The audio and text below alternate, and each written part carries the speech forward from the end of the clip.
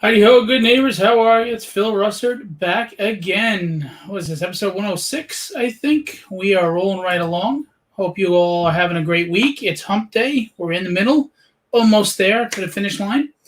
Tonight we have a cool guest, a nice indie creator with a really cool concept, really cool book, and really impressive artwork. And we're going to get into that. But of course, before we do, please share this out. Let everybody know we're here. Give our guest a little love. Get some exposure. And, of course, we have our reads. So, Knuckle Supper Studios has launched their second Tales from Neurosville campaign offering 3 new issues, 88 pages of full-color superhero action and fun. They're only $9. If you missed the first 3 issues, you could pick up those 3 as well, 6 issues for only $15 on Indiegogo right now. It's fun, entertaining comics with good writing and great art, similar to Astro City, but in the vein of those great indie comics from the 80s. No politics or morals, just pure escapism. Comics the way comics were meant to be. We also have Craven's Comics. Craven's Comic Book and Collectibles sells and trades a wide variety of various collectibles, including comic books, trading cards, action figures, and much more. They have a weekly live show that airs every Sunday at 9 p.m. Eastern Standard Time on their Facebook page. It's facebook.com/Craven's Comics. Their live show features tons of high-end comic books, including slabs, key issues, signed books, stackers, and many other sought-after issues. Additionally, they offer CGC submissions, services, comic book pressing, cleaning, and restoration, supplies, and much more. If you're looking to sell your comics or collectibles, whether it's a single issue or a whole collection, they've got you covered. They can help you sell piece by piece via consignment, or they can buy your collection outright from you in cash. The choice is yours. Make sure to check out their website as well at www.cravenscomics.com. That's Kravens comics.com. Cravens Comics for the comics you crave. Hey, what's going on? Thanks for coming in, Nefarious. You must be on YouTube coming through on that tag. Anyway, hello, everybody. Please share this out. I'm going to share it out now. Give a few seconds for some people to get in here. Why is my phone not working right? Because I wanted it to. So, tonight's guest is an indie creator with his own book. He has written it. He has drawn it. He has inked it. He has lettered it. I mean, very impressively, I might add. You know, a lot of times you see indie creators that they do all that and something is lacking. But I have to say he's doing a wonderful job. And it's really... It's really professional, and look, the subject matter is right up my alley to begin with, something I've always loved and been interested in, werewolves. But anyway, we're going to get into that. We're going to talk about the Kickstarter campaign that's going on right now. We are going to talk about his company, and no, it's not Animation Comics Cent. It's Animation Comics ENT as an entertainment. Just make sure you understand that when you go to that website and you go check out their content. So, without further ado, Dwayne Robinson Jr. Hello. What's going on? How is everybody? Good, man. So you're a junior. That means there's 2 of you. Yes. Are you the new improved version, or? I'm the new version. I just took him over like Kane the Conqueror from Loki. Yeah. I'm sharing you out, so if you see me looking down, that is not me being rude. That's me sharing out. So how you doing, Dwayne? I'm all right, man. I can't complain. Just stopping a little bit to talk and chat. But afterwards, I'm going back to the work, back to the grind. So, I mean, tell us, how long have you been drawing and what got you into art? Drawing, I've been drawing for, surprisingly, everybody is always surprised when I say this, but I haven't been drawing like all my life. I started a little after high school. And how old are you now, to give us a little context? Here's the thing, if you can guess my age on the first try, I'll give you a free comic. 27. Nope. Older? I appreciate that one. That's really good. You're older? I'm way older. Way older? Yeah, 38? I'm not that old, but I was gonna say I'm 33. I'm 33. Oh yeah, that's not way older, man. You have no idea what's way older. I'm about to be 49. Get out of here. I got underwear older than you, man. And I'm wearing it. But I get all different types of ages. It's always enjoyable to see. Sometimes people say 17. Sometimes people say 21, 24. Yeah, you got a baby face, man. You look young, and that's a good thing. Trust me, you're gonna really appreciate that one day. Trust me, if I had $1 for everybody that told me that, I wouldn't be doing comics anymore. I'd just be really. So, sorry, so I had cut you off. How long have you been drawing? Yeah, so I've been drawing almost about going on 12 years. Okay. Yeah, because I didn't take it really seriously until then. I could draw. I started out with really just drawing faces, but then I really kind of wanted to start taking it a little bit more seriously, and I started to work on the anatomy a lot more, and that was what I really started to focus on. And when I really felt like I was really getting kind of better at that, that's when me and my brother, we started really talking about making our own company. And from then on, that's what we started doing. Now, were you drawing from life a lot? Is that how you helped study anatomy, or did you look at books, or what was your approach? I looked at books. Yeah, I studied a lot of books. My friend, who was actually a way better artist at the time, he's one that really helped me as well. He told me some cool little tricks, things to make it easier for me to learn a little bit faster. So a lot of credit goes to my friend David, and I really appreciate him that. So he's an artist. Give him a shout out, David. What? David? What? He's no longer alive anymore. But, I'm sorry. Yeah, David was a good guy, and I do always appreciate him. I always shout him out every time. Absolutely. Hey, rest in peace. What's going on, Nefarious? What's up, man? It really kind of started from that, and we really just wanted to kind of say, okay, well, what are kind of stories that we're going to come out with? What are we going to do? Are we going to do superhero stories? I've always had a superhero story that I wanted to work on, but I felt like I wanted to kind of really build an audience before I kind of really do that kind of style. So we were like, all right, so what's going to be our first story? And we had no idea. My brother, he kind of was the first one because he's always kind of really been inspired by Spawn and Berserk and stories like that. Okay. So me, I was more of the animated guy. I went to school for animation, so I was looking into just really going into doing animation. And he was gonna do the comic side, and that's where the name came from. Animation and comics. It was basically a play on the words of what we were going to both represent. But then we started to realize how much animation actually costs. And it was like, oh, no. Dude, just to do a 3-minute animation is thousands of dollars. Because, you got to do all those seconds, Right, frames. Framing, yeah. Because I'm not, like I said, I went to school for it and I learned how to do Flash animation, but I'm not the best, So I wanted to work with an artist, and we could make something really cool together. But nah. So we went to comics, and for the long period of time, I really didn't know what I wanted to do for the first story. And then I finally came up with wanting to do werewolves, because I'm a huge fan of werewolves. I have it tatted on my arm. Nice. So. I just didn't really know what kind of style I was going to do.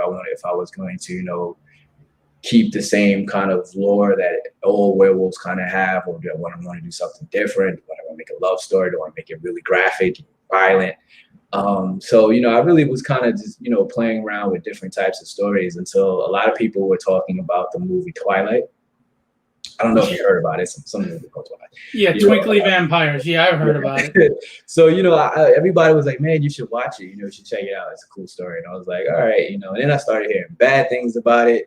But, me personally, I take those things in consideration, but I like to have my own voice. Of course. Myself, So I went to see it, and I was pleasantly disappointed, So, so after seeing that, especially when I saw, I think the guy's name is Jacob, the werewolf in the story. Yeah. And emo werewolf. He turned into a giant chihuahua. I was like, no. No, no. Mm-mm. But I did like the aspect of, a supernatural love story. I thought that was kind of cool. So I was like, yeah, I kind of like that idea. And when I used to watch movies or TV shows or anything like that, I would always kind of like look at it, and if I had a problem, or even if it was good, I would say, this is good or this is bad, but this is what I would have done to make it even better, and I would write it down. And so that was kind of what that kind of came with through. So I was like, yeah, I like this, but I like the love story aspect. So I was like, all right, maybe I should maybe do a love story aspect. But I was like, nah, I don't want it to be like too lovey-dovey. I want it to be a werewolf story. So I was like, I gotta have that horror element to it.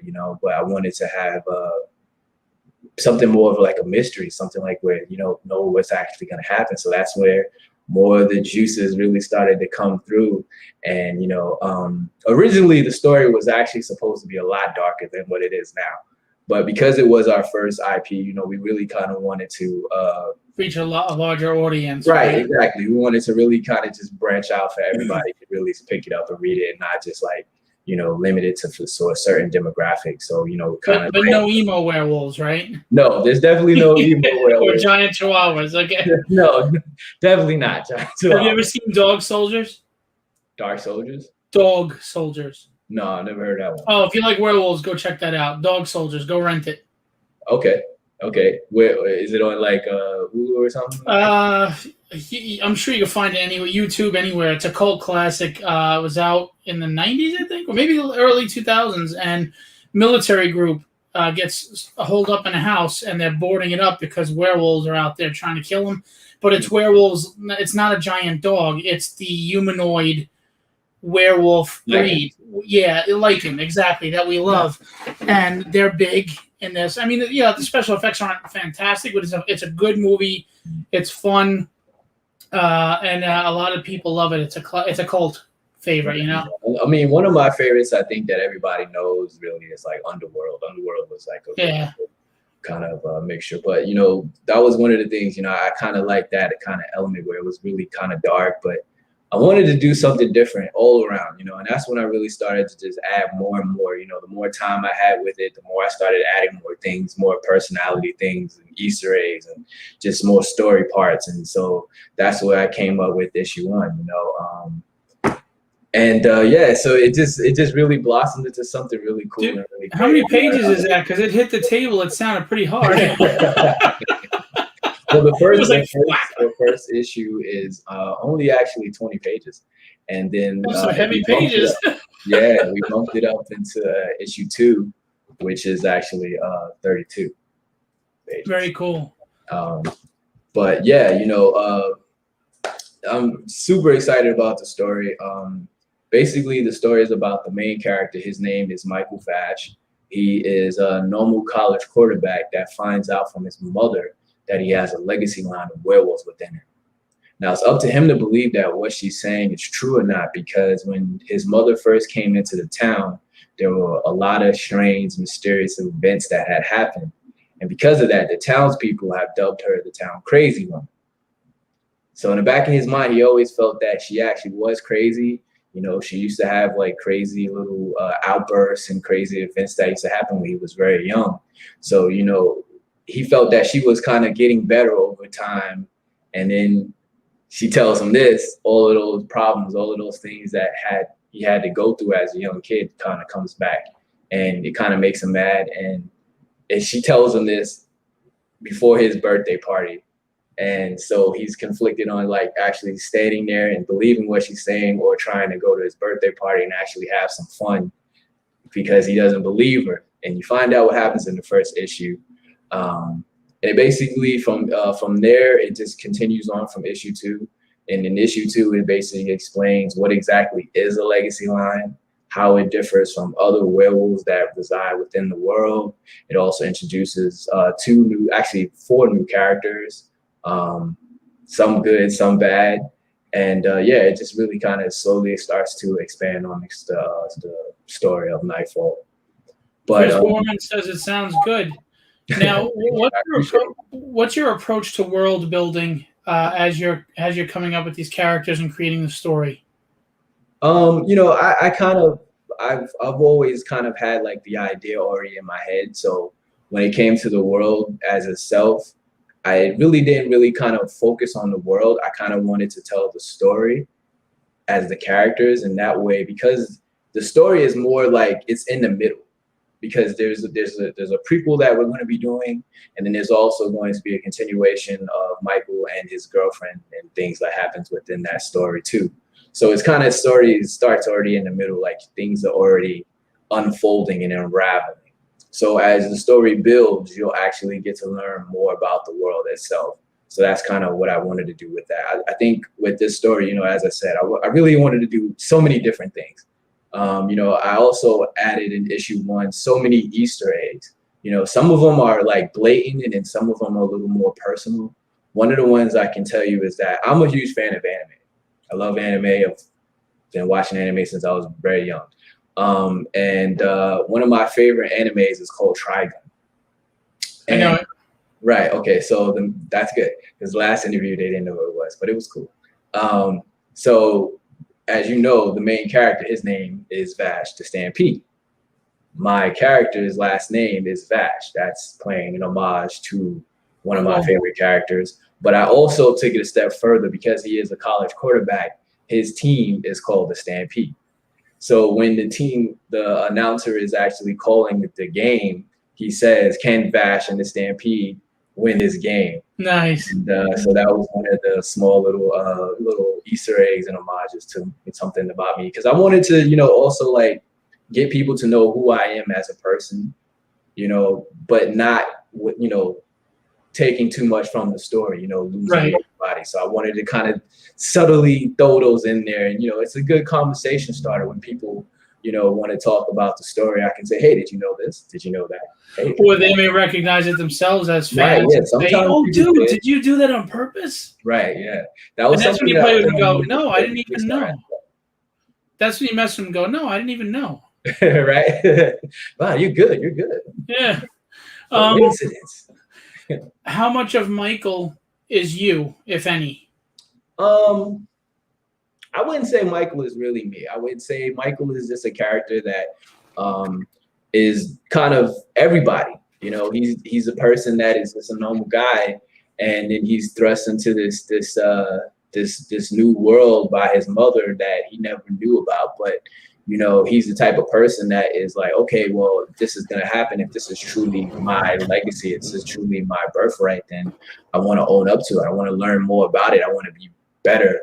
I want to be able to protect my family if need be, you know. So he really kind of just steps up to the plate to the things that his mother is telling him, and others as well. Because there's a lot of characters in the first issue, but there are a lot more, like I said, in issue 2. Because I always wonder.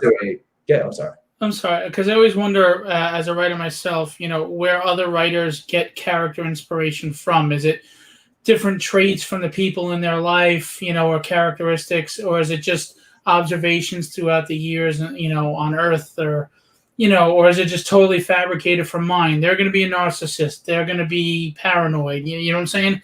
Yeah. I always find that interesting, because for me, I mean, writing is easier. Writing from the personalities that I know and like the way people behave. So sometimes, like you said, it's nobody specific, but just knowing human behavior over the years of being alive and how they would react to things, you know? Right. I mean, I wouldn't say Michael is anybody that I've ever like thought about or run into, but the mother is definitely inspiration of my own mother. You know, she's not crazy, but well, kind of a little bit. I hope she's not watching. You just called her the crazy lady to sound crazy. You know, I mean, I'm a little crazy, so you got to get it from somewhere. You know what I mean? So, but yeah, you know, so a lot of the characters that I've created over the times so far that have like a mother kind of a role, or just a mother in general, I kind of always kind of based them off of my mother, because I appreciate my mother so much. You know, I wouldn't be here without her, obviously, but she's taught me so much over the years. So that's my way of also, you know, saying, hey, I love you, you know. Yeah, if I was to pay homage to my mother, she'd probably be beating the hell out of me in the comic. No, I'm just kidding. For being a bad kid. James says, hey, guys. How are you, James? Thanks for coming in. I love the concept of werewolves, and I love when people try to take new takes on it because they've been done a lot. But I like, a lot of people don't realize you can take a concept and just write it differently and make it amazing, make it its own thing. So I'm excited, and I've seen the pages that you have up, and I really love the way it looks. We're going to get into the page in a minute. Is this going to be an ongoing series, or do you have this in your mind as a limited series, and how much has been scripted out already? Oh, yeah, like I said, I already planned on the prequel is supposed to be next. And then after that, it's going to take place basically after the story of Nightfall, Michael's Awakening, when without telling too much. But what happens at the end of that last issue, it's basically going to take off from there too. So yeah, I definitely have it growing into a little bit of a long series. But we also have other series as well that we're going to start to work on as well. But this one is definitely going to be here for a while. You're going to be seeing Michael's face, and as he grows and becomes stronger as well. It's a nice little ride. I'm also thinking about doing a short little mini series for his best friend or sister, for lack of better terms, because they grew up together since they were very young, since birth actually. And his sister Tori, aka Toria, she has a little bit of a revelation at the last couple issues of a comic. So I like that. You know why I like that? When a writer accidentally says episodes instead of issues, that means you have a very cinematic mind in how you're having this go out. That means when you're writing, you're seeing it, envisioning it as it's acted out and played out in your mind, like a TV show or something. And anytime I hear that and I read the book, it's usually really well written because it has a flow, a nice flow. So I like that you used episode by accident. That's good. Yeah, I mean, because honestly, like I said, I started out as an animation, and a lot of times all of the stories that we kind of did it, we really had an idea of really kind of making it into an animated story as well as a comic too. But things happen. But yeah, I definitely want to have some of the comics that we already have available now, and some of the maybe even the future we put into like maybe animated form. But we'll see what the future holds. I'm excited about it. I'm excited about just really trying to build our fan base and really people being excited about whatever we put out. Whether it be more horror or serious based stories or something a little bit lighthearted. Just to be excited about it, not to be like, oh, well, I know these guys make great horror stories, I'm going to check that out. I just want to be, oh man, this is what? Oh, I'm going to check this out because they're crazy. That's kind of what I'm hoping for, is that type of excitement. Don't want to be typecast in any genre, So that's why we're kind of trying to branch out and try all genres and not just one. So tell us a little bit, before we get into the Kickstarter, tell us about Animation Comics ENT, for entertainment. Well, the website or the company itself is basically, like I've been saying, we've been starting out doing our comics, but with the hopes of one day doing animated stories. But on our website, we actually also have the entertainment aspect, where we promote other creators, along with doing video game and movie reviews. We're going to be doing a few more things after the Kickstarter and all the fulfillments is done. But yeah, we have a lot of big aspirations for the website, and not just for us as a company, but we also want to help others as well. Currently, right now, we do have a Facebook group page where we allow people to promote their stuff, whether it be shout it out. What's the page? It's same name, Animation Comics and Entertainment LLC. You can find it on Facebook, and yeah, definitely join, and you can see so many different types of creators. And yeah, that's what we try to do, because I was always taught from a young age that, it's good to, become famous or whatever like that, but it's something very much different when you can bring somebody up with you. And yes, that's I agree. What I looking to do. I also want to start to hire writers and other artists as well into the company, and they can put together their own story as well. And we'll just Very cool. We are a publishing company, you know what I mean? Right. Not just about our. See, I love to hear that, man. You got to have that spark. By the way, Alfie says, "Hey, Philip Russert and Dwayne Robinson Jr." Alfie is very formal. Phil will do. Alfie's a creator too. He's working on some really good stuff. Yeah, I know. Well, I know. Okay, yeah, good guy. He lives close to me. He lives right out here in Suffolk County. Oh, so, cool. Yeah. Oh, look at this. Jason, get it together, Phil. I'm already in that group. Jeez. Jason Meadows is actually one of my sponsors that I read before the show. He's Knuckle Supper Studios with his Instagram, his Indiegogo. See the love I get for shouting his ass out. But anyway, kidding. He actually lettered my book. Oh, nice. Yeah. Jason's a good guy. So look, let's get into the page. Let's bring it up. And because, no offense to us, as handsome as we are, let's give it a full screen. Yes. No one wants to see my ugly face. And let's check out the trailer. Make sure you hear it. If you don't hear it, tell me, but I put the sound. Hello, and welcome to... and you see it again. My name is Dwayne Robinson Jr., and I am the owner of Animation, Comics, and Entertainment, LLC, or ACE for short. Please enjoy this brief video describing what the Nightfall Michael's Awakening comic book series is all about. But to get the full rundown of our story, please head down to the story section down below, but also be sure to check out all of our cool rewards. Thank you, and enjoy the video.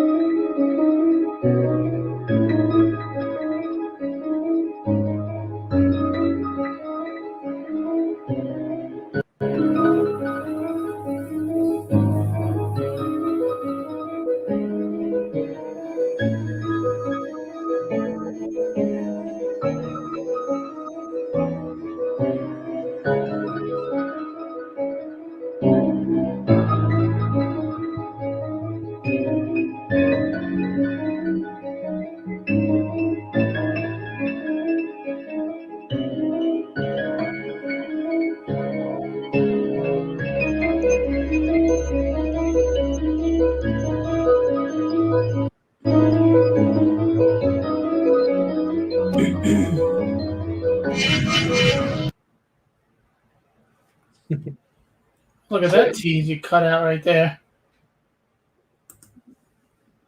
All right. Yeah. I like the music. I like the trailer. And I have to say, your art is really good, man. Yeah. I didn't want to make too long of a video. I kind of wanted to get people to really just, enough to listen, but, to go down and scroll down and really look at all the information that I put down there, because it really took a lot to do all of that stuff. So I wanted, people to really check it out. Cool. So you have a $1,500 goal, which you have broken. Thank God. Congratulations. Yeah. $1,633 with 65 backers. It's a good amount of backers. 8 days to go. But as I always tell everybody, Kickstarter takes their fees. You do have to pay your taxes at the end of the year on it. And, you got printing costs, shipping. Remember, shipping is included, is put into that $1,600. So that shipping comes out of that. Yes. So we want to support this, man. We got to give him a good cushion. Let's get him a little higher. Let the 8 days, let's give him a strong ending. And let's pledge. You got that green button right there. Back this project. Boom. Yes, the magic green button. Absolutely. So let's get into it. We've got the introduction. And again, we were talking about the company and the story. Feel free to narrate as we go through if you'd like, or would you like to just get straight to the rewards? Yeah, pretty much what the story is. I've been saying it so many times now. I think people kind of get the idea of the gist of it. The cover, though, is something that I really took a lot of time into doing and a lot of hard work, because I wanted to have the cover, the first issue, to really be able, when you see the cover, you can understand kind of what the story is about, and at some point, because Michael is standing there, but it looks like almost like a silhouette of the werewolf, so it's not fully there. So it's maybe somewhat of like a question, like, is he a werewolf? Is he not? What is it? What is going on in this cover here? And the eyes and the jacket, all of those things are actually told within the story. The dog tags is actually from his father. The jacket is actually given to him by his girlfriend, Melissa. Nightfall is basically the moon is very important because that's what happens when nightfall comes and the moon is rising at his birthday. His life changes forever, and that's what I kind of wanted to symbolize on that one cover. By the way, I like your logo for your company. Very cool. Thank you, thank you. We originally had something a little different, but we had to change it once we decided to just really kind of rebrand ourselves. Well, it looks good, and the cover is beautiful. I really like it, and I like the font on your logo. You know, people have to understand presentation. Even the smallest thing makes a big difference in how you know, professionalism and how people take you seriously. Right. Tell us about this cover. So in issue 2, I kind of wanted to show that he is a werewolf, so to speak, and he's still not fully there. That's why it's not full blown. It's a little more in the dark, kind of, but it's fully there. But I wanted to do something really cool with the symbolizing that it's an issue 2. So instead of writing issue 2 or saying issue 2, I decided to just have his werewolf form, his lichen form, nice. Get 2 scratches as issue 2. By the way, you could see your animation, like your anime love in the art style on this cover. This one it's rendered differently and it's a little more grittier, but you can see some of the anime in his eyes. Yeah, like your influence. But here you have more of an anime style on him. There's a style change up. It's pretty cool. Yeah, I kind of, we do animation, like slight animations on our Instagram. You can follow us at Animation Comics ENT on Instagram. Shameless plug. But it's actually on the Kickstarter as well. So when you go check out our Kickstarter, you can also check out our social sites as well and follow us and whatnot. But we do like small animations, and I've done a few, but I've done some for the covers as well. Very cool. And here are some pages. And again, I'm really impressed with your work, man. It really looks great. A lot of energy. Thank you, thank you. So here we see Michael, the number 3. As I said, he is a college quarterback, and his team is the Stampede. One of the things people would always tell me when I used to send my comics for reviews, they would look at the pages and go, is this done? This isn't done. It's in black and white. And I would have to explain to them, no, it is black and white, but not the whole story. There's a reason why I decided to start it out in black and white, and then it slowly goes into color. When you read the comic and you purchase it, you'll understand it. The reasoning why. I don't want to tell you. It kind of ruins the whole story of issue 1. But it's just issue 1. Issue 1 is like I said, it starts out in black and white and then it slowly goes into color. But after that, it continues on with full color. Cool. Here we see the introduction of his sister. As I said, her name is Victoria, but he calls her Tori for short. They're actually getting ready to go to a party after the game that you've seen in the previous page.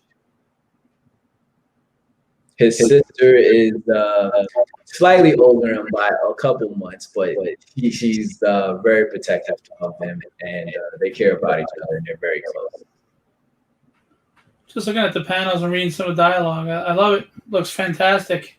And there's the town crazy. Right. Yeah. So here you see the mother, the introduction of the mother. You do see her popping some pills because she is slightly crazy. So, or is she? See, that's the whole mystery of the first issue, is that it kind of leads you on to believe that she might be, but all the while she really isn't. She's actually sort of playing a role to help protect his Michael. Very cool. You did a good job of making her look older in the way you drew it too. Some people they don't she also capture. has scars. You see the scars on her arm. Yep. Yeah, right there. She has scars there. She has small little scars on her wrist as well. Oh yeah, over here. Yeah. To Nice. show that, because when you read the comic, she's been in a few scrapes. We'll put it that way. It's a few scraps. We'll just leave it at that. He talks about the reasonings how and why to a certain point. Here's the birthday party that he's going to, and as you see, it's slowly going into color. Yeah.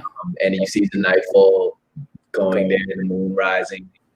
And he's not feeling too good right now. You know, he's with his girlfriend there. You see her, Melissa, and he's telling her he's not feeling too good. And you know, he's kind of in his brain thinking that maybe his mom was telling the truth, and that's why he tells her like, "Hey, you know, I'll go by myself. It's cool," because he's afraid of what might happen, and he goes out to step out to get some air.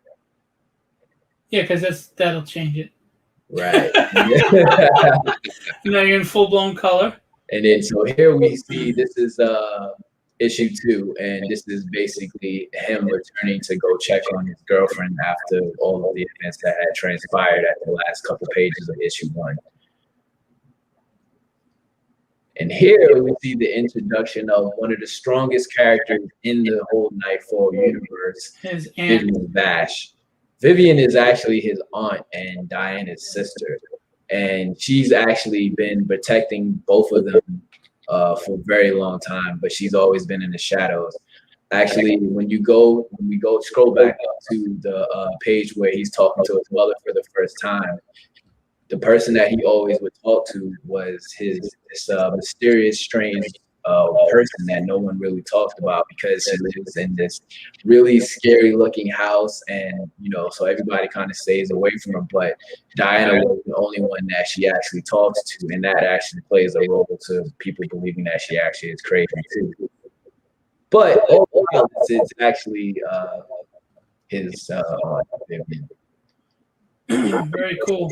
The first time he actually talks to me. Vivian is actually in possession of a very powerful and rare sword that was built for her. One of the things that I didn't tell you about was that, you know, in this story there's other supernatural entities outside of just werewolves. There are witches, and there actually are a few more that will be actually introduced later into the series. But right now, those are the 2 that kind of really are being introduced to. There's a really important witch, but I don't want to tell you without ruining the story. So we'll just keep going from there. But yeah, her sword is actually it's possessed, but in a good way. It's more like, I guess you say blessed, not possessed. It's blessed with magical powers. That's why you can't see it in that page, but when you go down to some of the posters, you actually get to see a little bit better. But here you see the villain of the story in issue 2. His name is Lucius Vash, and he is the grandfather of Michael Vash, the father of Diana and Vivian. And he's the villain. He's the big bad. And as you can see there's something really crazy going on within this part here. This is actually a small little Easter egg that I wanted to put into the story. I thought it would be funny. Just a little joke between me and my colorist, because my colorist, his name is John Cruz. The guy that he's talking to, his name is actually John. And as you can see, it doesn't look like things are going to end very well for John. So a little joke that I did between me and my colorist. Nice. By the way, a couple things. Glenn Acom said hi. Nicholas Gear said, "Hey everyone, we'll have to catch this on replay." Hello. So this is also another way of introducing the other characters. The one that's bowing down with the mask on, his name is Lucian. He's actually the adopted son of Lucian. And then above that, the person that he's talking to in the upper pages there, that's actually doing a little portal right there, his name is Dakin. And he is a mysterious character, but he is a warlock. and his story, who he is, will be divulged later in the series as well. But Lucius is actually the ruler of the true world, because the story really goes that before the humans and werewolves and witches and other entities, they used to all live together. But they decided that, humans were becoming too intelligent, and they felt like it would be better for all the supernatural characters and entities to kind of remain hidden. So what they did was everybody, all the that had legacy lines, they all came together and they told the witches, because the witches is more like the higher ups in the whole world. Like, they're super powerful, but there's only like a select family, certain select families that have like this tremendous power. And so they had this conversation, and they told them that they want to put a spell over everyone. And so the only way that you can actually have the spell broken is by someone actually showing their true form. So, for instance, me and you are talking now, and for all we know, you or me could be a werewolf, but because we haven't shown each other our true forms, no one will know. Right. But if we're both werewolves, then we actually will know, because we also have that blood. Would we sniff each other's butts? Say what? Would we sniff each other's butts? No, I think we'll pass on that one. I mean, it's a nice normal greeting, right? I mean, if we're both werewolves, I don't know. Because if we're both werewolves, we already kind of identify that we have the certain type of scent. So right. Our type is very different than a normal human being, so we can sense that. But if one of us is and the other isn't, then the only way you can see it is by showing their true form. Here's our character cards. This is very important because, I wanted to really kind of go in depth into like the characters without having shown things that were in the comics. So it's really good to have the character cards. That's why we added the character cards in all of the rewards, because we wanted to really have people understand these characters in deeper depth. So the first one is Michael Fash. I wanted each bio little design that I did has a little bit more of a representation of the character. So Michael's is more of like the claws, because his is more of like trying to understand who he is, and it's basically like tearing and kind of understanding it all. But I also wanted to show that Michael is a person that he's also still learning everything. And that's why his main picture is that, like, he's kind of like seems innocent in a way, but in the bottom one there, you can see that something's going down. So I wanted to really have that, because his eyes is very important, because everybody's family if you have a legacy line, your eyes are very different. And the Vash family's eyes are always like a goldish, yellowish kind of color. So that's why I decided to have that kind of background as well. Very cool. Here we have Victoria. As I said, she's the sister of Michael. And like I said, everybody has a different bio. So I wanted hers to kind of, her whole entire character card to look more like sort of like a witch kind of thing going on, so that's what I did with that one. But again, it just goes into more detail of who she is as a person outside of the characters itself. I mean, the comic itself. And then we have the princess, Diana Dash, the mother of Michael. Even though Diana is the younger sister,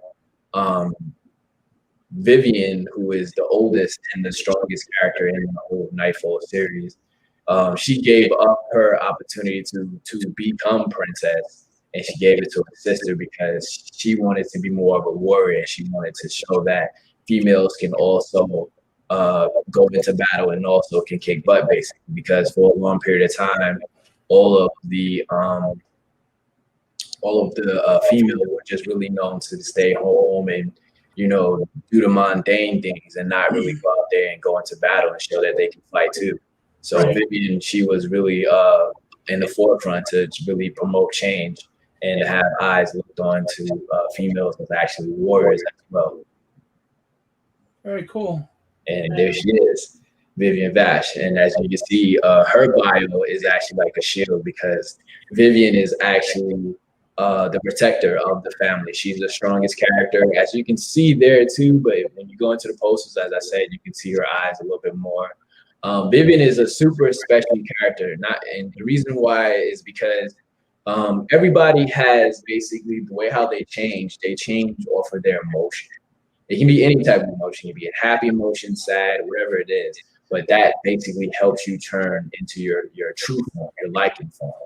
And but there's a certain select few that they can turn, but they turn inward. So instead of them basically turning into their liking form, they revert it back into and remain into their human form, but they keep all of the abilities.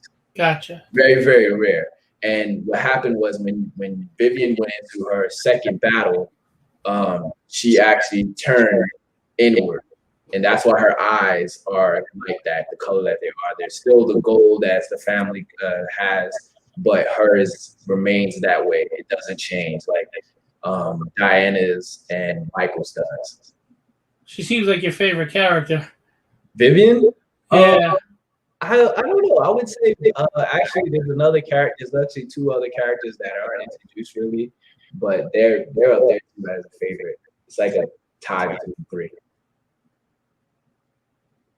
Now we see the big bad Lucius Bash. He is the main villain in this story, and you know, like I said, all of them have a special one. And the reason why he had his teeth is because that page that I showed you earlier, he was about to turn. That's one of the reasons why I decided to show his teeth like that, because that's basically the way how he's being really introduced into the comic for the first time, showing his teeth and showing what he really, his real form, and a little bit more as well. But yeah, so as I said, everybody has their family crest, and his has the gold eyes when he turns into his liking form. Here we have the posters. This is Michael's transformation. As you can see, he has his teeth churning, and he's slowly turning into his liking form.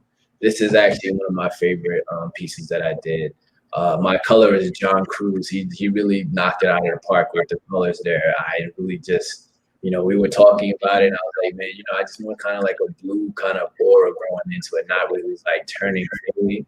You know, I kind of want it's just really cascade upward, and the colors really just, he did a great job. Yeah, it's beautiful. Looks fantastic. Well, here we have the Bash family. We have again this time, you know, we have Michael Bash in his actual likeness, right, and then we have Diana in her armor, full armor, and then we have Vivian on the left, and then Victoria in her new outfit, because she actually changes the outfit in the story from the first issue. Very cool. I like the art. You know, and the reason why I asked you about Dog Soldiers is because in the werewolves are very big and menacing in that as well. You know, they're really tall and they're just really menacing. And I like when people do werewolves more than that. Like you were talking about Twilight. I don't like the big puppy. I like, you know, give me that lichen. Damn right. Really, this is a nice one too. I should say though is that that's one of the cool things that I wanted to do as well, is that, you know, I you know, in a lot of werewolf stories, there's you know, quote unquote wolfman, and then there's the actual werewolf stories that they have. And I've always been a fan of the very first original Wolfman movie that came out way back in the day. So I wanted to always kind of keep that kind of homage or pay respect to that first movie. That always kind of kept my interest. So what happens is in the Nightfall world is that when you've turned for the first time, you don't turn into your full liking form. You turn into a sort of like a wolf man or wolf woman form.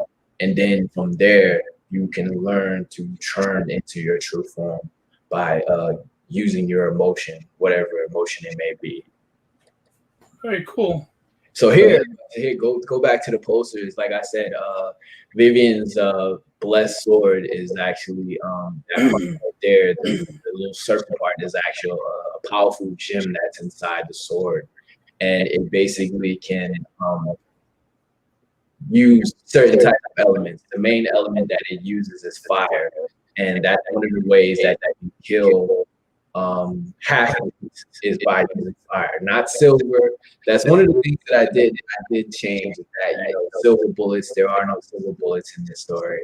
The half-breeds are basically people that aren't from a legacy line. They either return, but they were still human, so they're not full blood. So they can only turn during a full moon, while a person that has a legacy line, they can turn at any point at any time. I like this. Yeah, I think it's my favorite.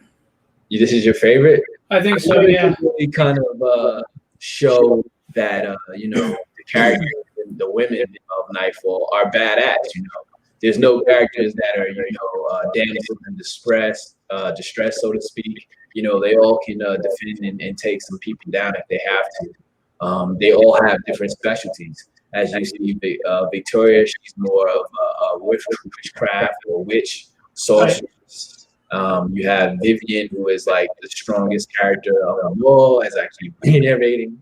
And then we have Diana in her armor, and she's also trained in dual wielding. So different types of styles there. And then we have brother and sister together, Michael and Victoria once again. But then we have the big three. This is the best way to really kind of see the characters.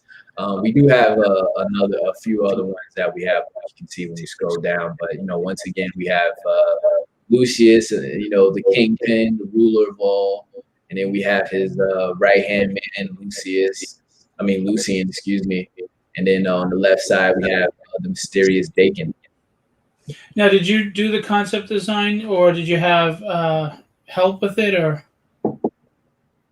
No, I came up with that mask myself. I looked at a few references that maybe I could really kind of inspire me to get to that level. But the mask itself, I kind of came up with myself. The hood, his weapon, I was gonna show, but I felt like maybe it might be a little bit better to kind of get people to reveal. Yeah. Comes out. So I left that to just issue 3. But yeah, he's a super important character. Actually, they both are in different ways. But Lucian is very, very close. And the cool thing is too, like I said, one of the things that I wanted to do was I always wanted to do something different. So with this story, it's something I like to call maybe similar to a replay value. So even if you are familiar with the story, you read issue 1, and then maybe you want to pick up issue 2, and you fully read issue 2. If you go back to issue 1, you'll see things there that you might have missed because you only saw or read issue 1. Right. And so on for issue 3. Issue 3, when the first couple pages in issue 3, when you read it and things go on, if you go all the way back to issue 1, you'll see that those things were already shown right in your face, but you didn't see it. So that's kind of one of the cool things that I wanted to do, So it's like I said, sort of like replay vibe. It keeps you kind of going back to the previous issues to continue reading it, to seeing if you can find something that you didn't see. Very cool. Here we have the add-ons. We have all of the cool t-shirts that we have available. We have a few more on our website, but these are the ones that a lot of people enjoy the most. My favorite is actually the bottom right one there, where the Nightfall, because it almost looks like that Michael is actually ripping through your chest when you have the shirt on, because it's high up there. So that was something I wanted to do. And also you see Michael in his Wolfman form as well. Right. Very cool. Then we have the hats and cups. The hat is explanatory, but the cup is actually a very special cup. It's actually something called a magic cup. Is that with the heat that changes color? Right. When you put something hot inside of it, level into it changes. It's originally just all black, and then when you put something hot in it, it turns to white, and it reveals the Nightfall title. Very cool. You got bags. Look at this. Lots of swag. Yeah. Then we also have the string bag, which is also my favorite. It's also the transformation and the Women of Nightfall. But then we also have the book bag itself. So in case you're not a fan of string bags, you can also get a book bag as well. And then we have a very special add-on where, many people have told me that they enjoy the artwork, and I do appreciate that. And, I thought it would be cool for me to actually draw someone alongside the characters. So it's basically your choice of, which one you want. Are you Team Michael or are you Team Lucius? And whatever team you decide to be on, that's who I'll draw you alongside with. Very cool. Yeah. So here we see, the whole crew there, which is Team Michael himself, his mother on the left side. On the top middle is Vivian, and then we got Victoria on the right. And, we see his lichen form there, kind of like a superhero pose almost. And then we have Team Lucius.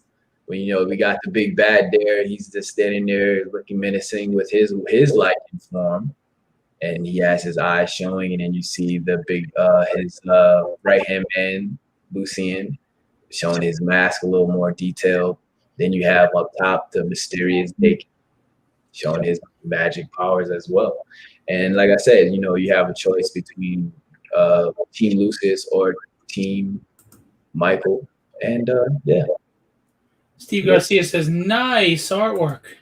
Thank you, Steve. I appreciate you, man. And then this is I didn't know you were dealing with Shadow. You know Shadow Rabbit? Yeah, I've met Shadow in my first convention at Creatorcon. Lewis. Yeah, Lewis is the guy, man, and we've been friends ever since. And I always appreciated him. And he was like, I hope I can draw a sculpture or something. And I was like, really? He was like, yeah, I'll help out, man, because he really wanted to help me make sure that my goal was reached. And so basically what we have here is that he'll actually do a Nightfall Michael's Awakening sculpture if you choose that reward tier, and it'll be custom Kickstarter exclusive. So that's what that is. And then at the very bottom there is our stretch goal. Because once we achieved our goal of 1,500, as you said, the stretch goal basically helps us with anything that we need, such as the shipping and the taxes and all those other things. So to get to 2K, we really kind of wanted to reward you. And so what we do is for the first issue of Nightfall, we give you a foil cover. Very cool. For everybody that purchased the Lycan on, which is $40 or more. Very and cool. That's our first stretch goal. We can get another one that we have something even better than that one on top of that. Well, foil is really nice. That's a great stretch goal. Yeah. Wow. And then you see my ugly face, my brother, partner in crime, Terrence Young, who is the owner and founder and sometimes the editor as well. And then we have, as I said, my colorist, John Cruz. And then we have our social sites there, the Instagram, the Facebook, and our website as well. Here we're also telling you where our money is going for printing. Well, Comics Wellspring, they do a good job. Yes, yeah, I agree with that 100%. I like using them. So far, so good. And we're going to continue using them until we see a reason. I'm just letting you know, if it's more than 5% on Kickstarter, I don't know if you're aware of that. It's more than 5%. And just to show you, you look at this. Digital is just $3, $5 for the book.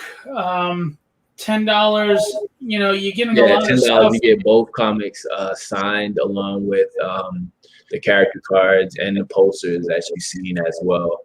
We really kind of wanted to make it affordable. Times is still hard for people, so we didn't want to overprice it or put it to a higher price that we originally was going to do. And we also wanted people to just really want to enjoy our comics and enjoy something new. So we decided to drop the price to $10, and that, to me, that's like getting away with something awesome for That's what I'm saying. Right. You might have to call the cops on that one. $20 tier, $30 tier. Yeah, that's when we introduced the T-shirts, and then the next one. Look at that. That's a lot for not a lot of money at all, man. All the things that you got that includes, and that's only $30. That's crazy. Even for me to draw you with either Team Lucis or Team Michael, that's even very affordable. You know, it's a little more pricey, of course, but still at the end of the day, you're actually getting a poster with me drawing you next to what are your characters of choice. Which one is that? That's all the way down. Team Michael. Yeah, there you go. There you go. Still, I mean, that's not wow. So That's we not have going to get all of that. of it. What we have here is this. This is the digital version. So we'll just send you like a PDF with me drawing your characters. But if you actually want the poster itself, we actually will go print the poster and we'll send it to you. And that one is a little bit more money.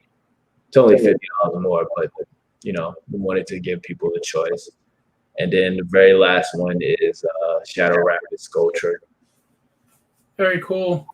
Yeah, man. He's been knocking out of the park some sculptures that he's been doing. He's getting even better and better, and some of them are just incredible. I mean, he's done Lobo and a Deadpool and a unicorn. He does everything, man. So yeah, he actually did a sculpture of another character from our Salvation series. But yeah, this is actually something that he's done already. This is from our Salvation series. This character here is very cool. And this is a Shadow Rabbit exclusive. It actually glows in the dark. His eyes glow in the dark, and curse mark. Curse mark. Shadow lives out here. Lou lives past me a little bit. So it's very cool, man. That's awesome. Yeah, I mean, I'd love to do something like that eventually. This is awesome. So let's see, where are we at? Did we get any? So at 1633 with 65 backers, 8 days to go, guys. Nightfall, Michael's Awakening, issues 1 and 2. You have other stuff in the horizon as well? Yeah, we have our Salvation series, which is the next one up, which you're going to be doing for a Kickstarter as well soon, probably most likely in September.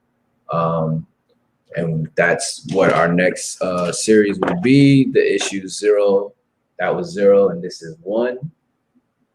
Very cool. And we also are working on our first comedy, which is called Brook City. The main character is actually us. But I would say that the characters are us, but the personality and the characters are just bumped to 1,000 with just so much craziness that ensues. The best way I could describe it is if Family Guy and the Boondocks had a love child, that's what Brook City would be. Okay. It's just craziness. Like, you don't know what's gonna happen. But we also kind of wanted to add, not maybe every chapter, but there's some lessons that can be learned from it as well. But for the most part, we just wanted to kind of keep it crazy. We wanted to just really show that, as I said, we don't want to be typecast by anything or be known for just one genre. We want to be known for just telling great stories. And that's why we decided to really kind of start doing comedy as well. Fantastic. Yeah, man. I mean, writing comedy is not easy. So I commend you because, I don't know, that's not easy. So I'm sure you guys, it's going to be funny. I'm sure you're going to have a lot of good stories. And it's really fun to kind of do it together, because my brother, he has his series and then I have mine. So this is a good way for us to kind of like do something together and put it out there. But right after that, we have my story that I've been working on, which you can actually see the cover and get a little bit of a synopsis from when you head to our website. It's called Immortal. And Immortal is basically about the main character. He is, his name is David Morris, and he is the savior of the human race from an alien invasion. But the thing about it is that when the alien invasion first happened, he developed the ability to become immortal. And so I kind of wanted to do a story where the ending has already happened, so to speak. Like, you know, he saved the world and yay and blah, blah, blah. I wanted to dive into what might be the negatives to actually living forever, you know? So for this character, David Morris, he deals with depression. He deals with PTSD because he was actually in war and he was in battle. And he actually deals with depression because he's have to see or grew up or seen people that he grew up with pass away, and you know he's still living everybody. Yeah, right. He's been married 3 times, and so where the story kind of starts is where he's kind of like tired of it all. You know, like he feels like it's just another day. Like he's losing his inspiration to just kind of be immortal. You know, like he doesn't want to be Mr. Immortal anymore. He just wants to be a normal guy, but he realizes that that's never going to happen. So he's kind of like stuck in that kind of ongoing loop, you know, and he can't get out of it. And that's really what that story is about. It's also he's also trying to maintain you know, being this ultra celebrity, you know, the person that literally saved the world, right? Always trying to stay upbeat outside, but he's got to keep up face. He's got to keep up face, even though he doesn't want to. Correct. And so, you know, in the inside, he just is sick of it all. He just doesn't want to do anything and feel anything, and he has to deal with that kind of duality in the story, and that's really kind of what it's about. And when can we find that? When is that coming out? That's going to be coming out next year for sure. Oh, okay. Sounds interesting. I like it. Yeah. And I'm sure a lot of people can relate to that. Not the immortal part, but, you know. Right. I mean, you know, like you were saying, you know, if any of these characters have their personality from me, I wouldn't say the character David Morris has my personality, but it is a play on me because I look young and I don't age. So it's a little bit of a play on me, you know. I'm immortal, pretty much, you know. So well, you're drinking something there. Maybe it's water from the Fountain of Youth. I don't know. Don't know. There's something in this water. I don't know. You know, maybe the gotta get some Brooklyn water. Gotta get some Brooklyn water. So before we go, give us the elevator pitch. Why do we want Nightfall? Why do we want to back this? Tell us. Because Nightfall is a unique story. You know, a lot of people first and foremost can see that, of course, it's a person of color, but that's not the mainstay of the story. That has nothing to do with the reasoning why the story is the way it is. That just happens to be what he is. You know, there's nothing involved with that. But if you like a story that has a lot of mystery, a lot of subtle hints of Easter eggs that keeps the story cool, a lot of good action, and a really unique story and a really good different take on the werewolf lore as well, this is a story for you. We're going to continue to diverge more of the story and the world as a whole. Also cool artwork as well. You know, like I said, it starts out in black and white, and then it also slowly goes into color in the first issue. And it's always a cool reasoning when people come up to me and tell me their reasoning why it did that.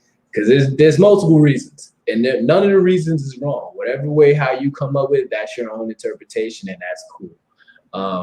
So yeah, that's definitely one of the reasons, or some of the reasons why you should pick up and purchase and back our Kickstarter. Very cool. Jason Meadows says, because indie comics are where it's at. There you go. He knows. Look, I appreciate you coming on. I really wish you much success for you and your brother and your company, of course. Guys, right below us, www.animationcomicsentertainmentent.com. You can go there and check it out. This Kickstarter has not only what sounds like an interesting 2 issues of a story, but a lot of swag. And the prices are not crazy. I mean, you piss away money on a lot less. I mean, Starbucks coffee, $8. Can't even spell your damn name right on it. That's right. And you're pissing that out in 10 minutes. So, I mean, why not invest in an indie comic? Why not invest in someone who has a passion and love for what they're doing? And quite frankly, a fresh take on things, instead of the same regurgitated stuff that we're just, dumping tons of money at big publishers that aren't really giving a damn about what they're putting out. But here you got indie people like Dwayne that are just, they're pouring their life into it, pouring their heart into it, and they want to give you a quality story, and they care. And those are the people we have to support. So please, guys, consider pledging. If you can't pledge, or if it's not your thing, you know what? Share it out to everybody. But there's one other thing you can do.